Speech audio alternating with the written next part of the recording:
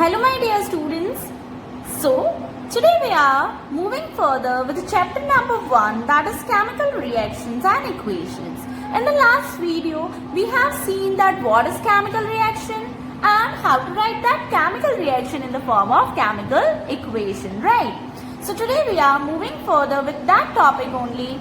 First of all, we need to remember few points when we are writing the chemical equation. It involves uses of symbols of substances, of reactant and product. See, first of all, जब हम chemical equation लिखते हैं तो उसमें reactant and products जो होते हैं उनके symbols लिखे जाते हैं, ना कि पूरा नाम. And साथ ही साथ we have to mention physical state of those things. Means जो भी reactant and products हैं उनके elements के साथ में मुझे उनके फिजिकल स्टेट्स भी लिखने पड़ेंगे. Physical state in the sense कि आज मैं अगर कोई भी रिएक्टेंट वगैरह ले रही हूँ तो वो सॉलिड स्टेट में है, लिक्विड स्टेट में है, गैसियस स्टेट में है या एक्वस सॉल्यूशन है. See, solid, liquid, gaseous, you know. Aqueous solution means जिसमें सॉल्वेंट वाटर हो. ये एक सॉल्यूशन होता है जिसमें सॉल्वेंट वाटर होता है. Okay, so these are some physical states which we have to mention there. For example, magnesium ribbon burnt in air यानी कि in the presence of oxygen gives us magnesium oxide. जब magnesium ribbon को हमने burn किया air की oxygen की presence में तो हमें क्या मिला? Magnesium oxide. अब आप ध्यान से समझिएगा, यहाँ पे मैग्नीशियम रिबन एंड ऑक्सीजन ये दो चीजें रिएक्ट कर रही हैं. Means these are the reactants and ये दोनों रिएक्ट करके हमें दे क्या रहे हैं? Magnesium oxide. So that is the product. अब हमने लास्ट वीडियो में ये पहले ही सीख लिया था कि रिएक्टेंट हमेशा लेफ्ट हैंड साइड पे होते हैं एंड प्रोडक्ट हमेशा राइट हैंड साइड पे, राइट? सो देखो, मैग्नीशियम, तो मैग्नीशियम का सिंबल क्या होता है? Mg. एंड ऑक्सीजन, ऑक्सीजन का क्या होता है? O2. मैग्नीशियम सॉलिड स्टेट में है इसलिए there is written S. Oxygen gaseous state में होगा इसीलिए वहां पे क्या लिखा हुआ है? O. These two have reacted and they have formed what? Magnesium oxide, जिसका सिंबल क्या होता है? MgO. सॉलिड स्टेट में होगा इसीलिए वहां लिखा है S. ओके, अब देखो ये दोनों क्या है? रिएक्टेंट, और ये जो हमें मिला that is what? Product. So this is the right way of writing the chemical equation. ये छोटी छोटी बातें भी हमें याद रखनी पड़ती हैं. Okay, in the last video हमने लास्ट एक टॉपिक डिस्कस किया था, that was balanced equation and unbalanced equation, right? So first of all let's see one example for both of that, what is balanced equation and what is unbalanced. Okay, see the example which we have taken here, let's see that is balanced और unbalanced. See, first of all we will make this table. Will write the elements first. आप देखो इसमें ध्यान से, elements कौन से? एक है मैग्नीशियम, एक है ऑक्सीजन, राइट? अब रिएक्टेंट साइड में देखना, रिएक्टेंट साइड में आपके पास मैग्नीशियम, मैग्नीशियम के कितने एटम है? 1. So we have written 1 here. Oxygen, oxygen के कितने एटम है? 2. तो मैंने क्या लिख दिया यहाँ पे? 2. अब आ जाओ प्रोडक्ट साइड पे. मैग्नीशियम के कितने एटम है? 1. ऑक्सीजन कितने एटम है? 1. बिकॉज यहाँ 2 नहीं लिखा है तो means there is only 1 atom of oxygen. अब देखो ये तो बैलेंस्ड है क्योंकि दोनों में सेम है, बट ये अनबैलेंस है. ऑक्सीजन के यहाँ 2 एटम्स है और यहाँ 1 है. So on the basis of this we can say that this equation is actually unbalanced equation. Okay, now what's balance then? See, one more example is there. Zn plus H2SO4 gives ZnSO4 plus H2. अब इसमें elements कौन से हैं? Zinc, hydrogen, sulphur, oxygen. जो elements थे मैंने लिख दिए. अब हम काउंट करते हैं पहले रिएक्टेंट साइड पे कि कितने एटम्स होंगे. जिंक के कितने एटम्स हैं? Only 1 atom is there. Hydrogen कितने एटम्स हैं? 2. सल्फर 1 बिकॉज एक ही है. O. ऑक्सीजन के कितने एटम्स हैं? 2. रिएक्टेंट साइड के हमने सारे एटम्स लिख दिए. अब आओ प्रोडक्ट साइड पे. प्रोडक्ट साइड में अगर आप ध्यान से देखोगे तो zinc is only 1 time written, means इसका एक ही एटम है. S मीन्स सल्फर सल्फर के कितने एटम हैं 1, O4 यानी ऑक्सीजन के कितने हैं 4, H2 यानी हाइड्रोजन के कितने हैं 2। ठीक है, सारे के सारे हमने प्रोडक्ट में से देख के एलिमेंट्स के एटम्स काउंट करके लिख दिए। अब आप मैच करो, देखो this is matching, this is also same, this is also same and this is also same, सारे सेम है, means this is actually a balanced equation. This is what, this is a balanced equation. Means what कि आपका अगर reactant and product दोनों side पे atoms अगर same है, number of atoms अगर सेम है, तो means that is what balanced equation. And अगर नंबर ऑफ एटम्स सेम नहीं है, means that is what unbalanced equation. अब जो ये अनबैलेंस्ड इक्वेशन है, इसको बैलेंस बनाना हमें सीखना है। इसको बैलेंस कैसे बनाएंगे? So today we are going to learn that only, that balancing the equation, how we are going to make it balanced. Okay, now see, we are taking this example. Fe plus H2O will give Fe3O4 plus H2. Iron and water, we are reacting these two things and we are getting iron oxide and H2, that is hydrogen. Now we have to compare this is balance or unbalanced. सी, यहाँ पे iron atom एक ही है और यहाँ पे iron के कितने atoms हैं 3। यहाँ पे H2 है, वहाँ पे H2 है, चलो वो तो जाने दो। ओ, यहाँ पे ऑक्सीजन एटम एक है, यहाँ पे 4 है। सो दिस इज अनबैलेंस, ये हमें क्लियरली पता चल रहा है। बात आती है बैलेंस कैसे करना है। सी, अब बैलेंस करने के लिए we have to follow some steps. We are moving with step 1। See, step 1 simple है। आप क्या करोगे, जो आपके पास इक्वेशन है उसके एलिमेंट्स को आपको सिर्फ बॉक्स में लिख देना है। रिएक्टेंट्स को भी बॉक्स में लिख दो, प्रोडक्ट को भी बॉक्स में लिख दो। Okay, now move to the next, that is step 2। अब स्टेप 2 में हमें क्या करना है, हमें एटम्स की काउंटिंग करनी है, जैसे कि हमने पहले की। रिएक्टेंट साइड पे आप देखेंगे iron atom is 1, then H, so hydrogen atoms are 2, oxygen atom is 1. Okay, now see this side, iron atoms are 3,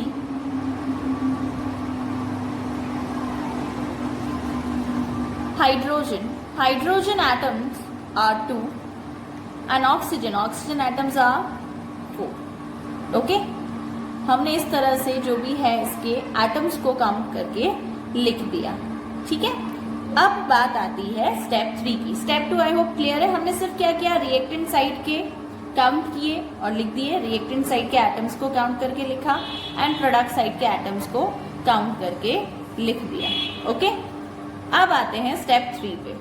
अब स्टेप 3 क्या है, बैलेंसिंग स्टार्ट करने वाले हैं हम यहाँ से। ठीक है, बैलेंसिंग स्टार्ट करने के टाइम पे सबसे पहले आप वो एलिमेंट उठाओगे जिसके पास मैक्सिमम नंबर ऑफ एटम्स हैं। ऐसा कौन सा एलिमेंट है जिसके पास, दोनों में चेक कर लेना, रिएक्टेंट प्रोडक्ट सबसे ज्यादा वाले। देखो 4 इज द बिगर वन, सबसे बड़ा 4 है। So this is the biggest one, means सबसे ज्यादा एटम्स जो है वो किसके हैं, ऑक्सीजन के हैं, है ना। तो हम सबसे पहले बैलेंस किसको करेंगे, ऑक्सीजन एलिमेंट को सबसे पहले बैलेंस करेंगे। सी, मैंने क्या किया, बॉक्स बनाया, एलिमेंट्स लिख दिए मैंने। एलिमेंट क्या है मेरा, oxygen, reactant and product. Oxygen atoms reactant में कितने थे, 1। H2O में हमें क्लियरली पता चल रहा था कि there is only 1 oxygen atom. ठीक है, प्रोडक्ट साइड में आ जाऊं तो प्रोडक्ट साइड में Fe3O4 में मुझे पता चला कि कितने एटम्स हैं, 4 एटम्स हैं। ठीक है, वो मैंने यहाँ लिख दिया। ये इसका इनिशियल पोजीशन था। Now we have to balance this. अब बैलेंस करने के लिए यहाँ पे 4 है तो मीन्स यहाँ पे भी 4 होना चाहिए, है ना। तो अब हम क्या करेंगे, जो बड़ा वाला है ना उसको सेम रखेंगे, दिस 4 विल बी सेम। ये जो 1 है, 1 के साथ ऐसा क्या मल्टीप्लाई करूं कि 4 आ जाए, क्योंकि मुझे दोनों साइड पे क्या चाहिए, 4। ऑब्वियसली बात है कि 1 के साथ 4 मल्टीप्लाई करूंगी तो आई विल गेट 4, है ना। सो मैंने यहाँ पे क्या किया, एक चेंज किया बैलेंस करने के लिए कि यहाँ 4 है तो यहाँ पे भी 4 होना चाहिए, इसलिए 1 के साथ इंटू क्या कर दिया, 4। ओके, तो अब देखो इक्वेशन में क्या चेंज आएगा। ये रिएक्टेंट में चेंज आया है। रिएक्टेंट में आपने क्या किया है, ऑक्सीजन एटम्स जो है एक की जगह पे कितने कर दिए हैं, 4 कर दिए हैं। Fe same, H2O same. देखो अब यहाँ पे गलती से 4 मत लिख देना, O के पास में 4 नहीं लिख देना, क्योंकि कभी भी आप किसी भी एलिमेंट का सिंबल में चेंज नहीं कर सकते हो। H2O ही वाटर होता है, H2O 4 नहीं कर सकती मैं। तो मैंने क्या किया, यहाँ पे मैंने एटम्स तो इसके बढ़ाए हैं, है ना, तो ये जो मैंने इसके एटम्स बढ़ाए 4 हुए इसके एटम्स, तो वो 4 मैं यहाँ लिखूंगी आगे, इसके बाहर मैं यहाँ लिख दूंगी 4। यहाँ 4 लिखने का मतलब ये हुआ कि मेरे ऑक्सीजन एटम्स कितने हैं, 4 हैं, इसीलिए मैं यहाँ तो 4 लिख नहीं सकती, इसलिए मैंने बाहर की तरफ 4 लिख दिया है। Rest will be same, because उसमें तो हमने कोई चेंज नहीं किया ना, हमने तो सिर्फ क्या किया, रिएक्टेंट साइड पे ऑक्सीजन में चेंज किया है। Okay, so this was about the step 3। I hope this much is clear. हमें इक्वल करना है, जो बड़ा वाला है वो सेम रहेगा, छोटे वाले में कुछ मल्टीप्लाई करके ये वाला मुझे ले आना है। Okay, see step 3 now. Now let's see step 4।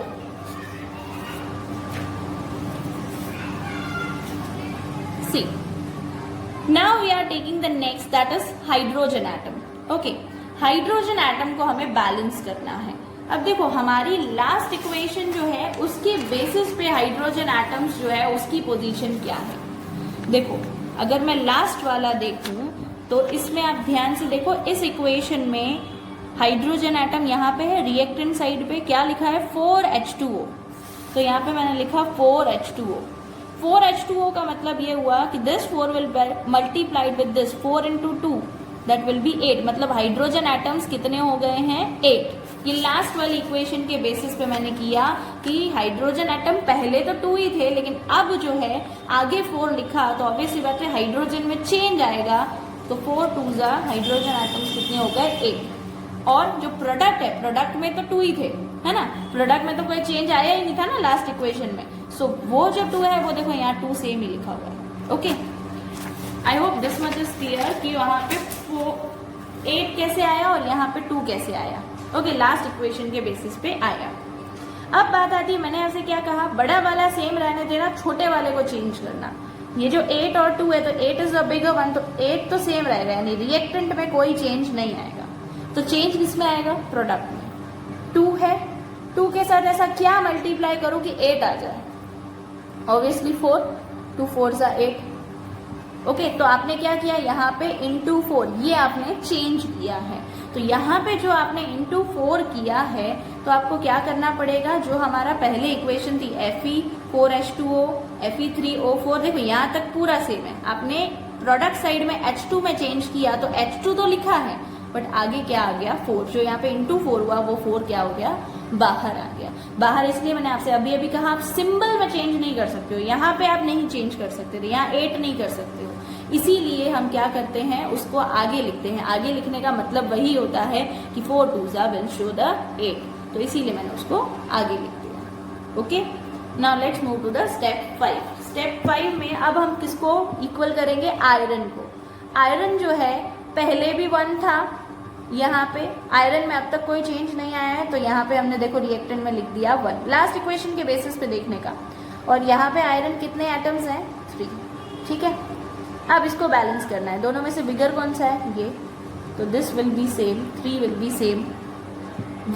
1 के साथ ऐसा क्या मल्टीप्लाई करूँ कि 3 आ जाए, ऑब्वियसली 3, 1 3 3, हो गया बैलेंस। आपने इसके साथ क्या किया, इंटू 3, कौन सी साइड पे किया है, रिएक्टेंट साइड पे। तो देखो रिएक्टेंट साइड पे Fe लिखा और ये 3 मैंने यहाँ पे लिख दिया, 3 बाहर, Fe सेम, बाकी सारी की सारी चीजें सेम। जैसी आपने लास्ट इक्वेशन लिखी थी वैसे ही, जहाँ चेंज है सिर्फ वही आपको चेंज करना है। ओके, यहाँ तक हो गया।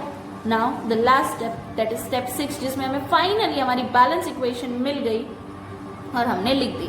यहाँ पे भी 3 आयरन एटम, यहाँ पे भी 3, यहाँ पे कितने थे, 4 2 8, 8 हाइड्रोजन एटम्स, देखो 4 2 8 hydrogen atoms. Oxygen atoms 4 into यहाँ कुछ नहीं मीन्स 1, 4 1 4 ऑक्सीजन एटम्स, एंड यहाँ पे भी 4 oxygen atoms. So we get the balance equation. Step 7 जो मैंने आपसे इक्वेशन समझाते टाइम क्या कहा था कि सिर्फ इक्वेशन लिखना इज नॉट इनफ, इसकी फिजिकल स्टेट्स लिखना बहुत जरूरी होता है। सो यहाँ पे देखो मैंने लिखी सेम ही इक्वेशन है, बस साइड में मैंने उसके फिजिकल स्टेट्स लिख दिए हैं, like this is in solid state, this is in gaseous state, this is in solid and this is in gaseous state, that we have to mention. Finally we have balance the equation. एक बार फिर से मैं आपको short में बता देती हूँ, हमने स्टेप 1 से क्या किया था कि पहले तो जो भी एलिमेंट्स थे उनको बॉक्स में लिख दिया, चाहे वो रिएक्टेंट साइड हो चाहे प्रोडक्ट साइड हो। फिर हमने क्या किया, जैसे हम काउंट करते हैं एटम्स, हमने काउंट करके लिखे, रिएक्टेंट साइड के काउंट करके लिखे, प्रोडक्ट साइड के काउंट करके लिखे। काउंट करके लिखने के बाद स्टेप 3 में हमने बैलेंसिंग एक्चुअली स्टार्ट किया। मैंने आपसे क्या कहा, जो सबसे ज्यादा एटम्स हो ना वो वाला एलिमेंट पहले उठाना। तो सबसे ज्यादा एटम वाला जो है 4 था, सबसे बड़ा एटम, सबसे ज्यादा एटम्स थे 4, किसके थे, ऑक्सीजन के। तो मैंने सबसे पहले ऑक्सीजन को उठाया, रिएक्टेंट एंड प्रोडक्ट लिखा। रिएक्टेंट में ऑक्सीजन की जो पोजीशन थी वो मैंने लिखी कि H2O में ऑक्सीजन के कितने एटम्स थे, 1, एंड प्रोडक्ट में मैं देखने जाऊं तो Fe3O4 में ऑक्सीजन के कितने एटम्स थे, 4। अब मैंने आपको सिंपल टेक्निक क्या बताई कि जो बिगर है 1 एंड 4, बिगर 1 इज 4, यहाँ पे आप 4 लिख दो, 1 को 4 बनाना है तो 1 के साथ ऐसा क्या मल्टीप्लाई करो कि आंसर क्या आ जाए, 4। तो 1 इंटू 4 विल बी 4। ओके, हो गया बैलेंस। बैलेंस होने के बाद हमने क्या किया, फिर से वही वाली इक्वेशन यहाँ पे कॉपी की है, लेकिन हमारा रिएक्टेंट साइड में ऑक्सीजन एटम में चेंज आया कि वहां पे एक ऑक्सीजन एटम की जगह कितने ऑक्सीजन एटम हो गए हैं, 4। लेकिन मैंने आपसे क्या कहा कि आप सिंबल में चेंज नहीं कर सकते हो, तो ये 4 हमें क्या करना है, उसके आगे लिख देना है, क्योंकि देखो H2O, अब O तो इसी के साथ जुड़ा हुआ है ना, O को अलग थोड़ी कर सकती हूँ, तो इसीलिए ये मैंने सेम लिखा और ये 4 मैंने इसके आगे लिख दिया। ये 4 आगे लिखने की वजह से क्या हुआ कि हाइड्रोजन के ऊपर भी इफेक्ट आ गया, वो आपने आगे देखा है ना। चलो ये 4 आगे लिख के बाकी इक्वेशन आपने सेम लिख दी। ऑक्सीजन की कहानी खत्म। अब आते हैं नेक्स्ट पे। अब आपकी मर्जी, आपको चाहिए आयरन पहले उठा लो, चाहिए तो आप हाइड्रोजन पहले उठा लो, दोनों में से कोई भी उठाओ चलेगा, ठीक है। हमने क्या किया, उठाया हाइड्रोजन पहले। हाइड्रोजन की इनिशियल पोजीशन, तो लास्ट इक्वेशन के बेसिस पे मैंने आपसे कहा कि आप अगर लास्ट इक्वेशन के बेसिस पे देखो तो 4 2 8, यानी कि रिएक्टेंट साइड में हाइड्रोजन की लास्ट पोजीशन ये बता रही है कि हाइड्रोजन के एटम्स कितने हैं, 4 2 8 एटम्स हैं, और प्रोडक्ट साइड में कितने एटम्स हैं, 2। तो यहाँ पे देखो 2 लिखा है, ठीक है। उसके बाद हमने क्या किया कि जो बिगर 1 है वो सेम 2 के साथ ऐसा क्या मल्टीप्लाई करो कि 8 आ जाए, तो 4। तो मतलब मैंने यहाँ पे 4 का चेंज लाया, तो ये जो 4 का चेंज आया प्रोडक्ट साइड में, देखो बाकी सारी चीजें पहली वाली इक्वेशन में से देख के सेम लिखी, सिर्फ यहाँ जो H2 में चेंज आया आगे मैंने 4 लिख दिया, 4 2 8, ठीक है। यहाँ पे चेंज ना करके आगे लिखना है, जो मैंने आपसे पहले भी बताया। स्टेप 5 में हमने किसको उठाया था, आयरन को। आयरन तो बहुत सिंपल था, एक, यानी कि यहाँ पे 1 लिखा मैंने, रिएक्टेंट साइड में एक ही आयरन एटम है और प्रोडक्ट साइड में आयरन एटम्स कितने हैं, 3। तो मैंने आपसे क्या कहा, बिगर 1 पहले लिखो एंड जो स्मॉलर है उसको इक्वलाइज करो। तो यहाँ 3 है तो 1 इंटू 3 विल बिकम 3। आपने यहाँ 3 का चेंज किया तो रिएक्टेंट में देखो आपने आगे 3 लिख दिया, बाकी सारा लास्ट इक्वेशन में से देख के same, and finally we got the balanced equation. Okay, I hope this is clear to you.